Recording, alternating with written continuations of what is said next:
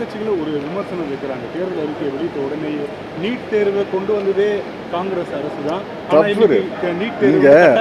என்ன எந்த பத்திரிகை நீங்க எந்த தொலைக்காட்சி தான் செய்திகளை தெரியாம பேசுறீங்க?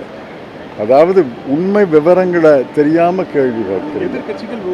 நீ எதிர்கட்சிகள் பிழையா சொன்னா அதை தொலைக்காட்சி பிழையா கேட்கணுமா?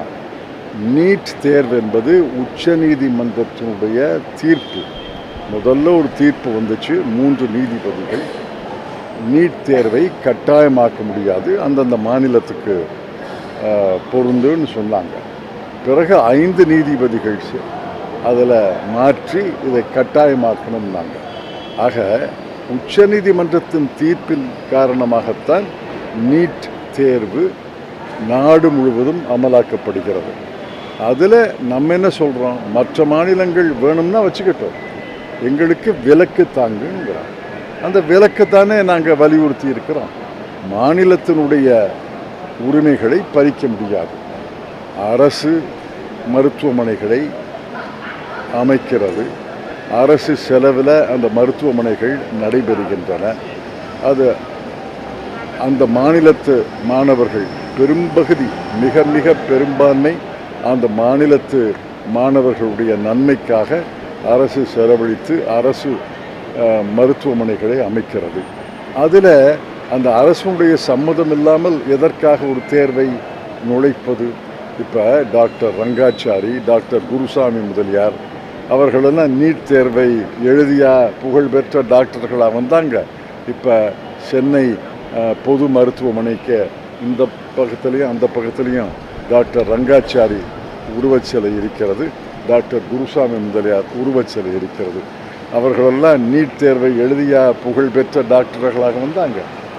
எஸ்சி எஸ்டி ஓபிசி இடஒதுக்கீடு 50% உயர்த்தப்படும் அப்படின்னு சொல்லியிருக்குது. காங்கிரஸை பொறுத்தவரையும் தொடர்ச்சியாக இந்த ரிசர்வேஷன் விஷயத்தை கடந்த ஒரு 5 வருஷமாகவே ராகுல் காந்தி பேசிகிட்டு இருக்காங்க. அதோட ஒரு சாராம்சமாக இதை சொல்லியிருக்கீங்க. இந்த நிறைவேற்றுறதுல வட மாநிலங்களில் பிரச்சனை வருமா சார்? தமிழ்நாட்டில் பிரச்சனை இல்லை, எந்த பிரச்சனையும் வராது. ஏன்னா இப்போ எஸ்சிக்கு இடஒதுக்கீடு இருக்குது, அதை எல்லா கட்சிகளும் ஏற்றுக்கொண்டு விட்டன, எல்லா மாநிலங்களையும் அமலாகுது. எஸ்டிக்கு இடஒதுக்கீடு இருக்குது.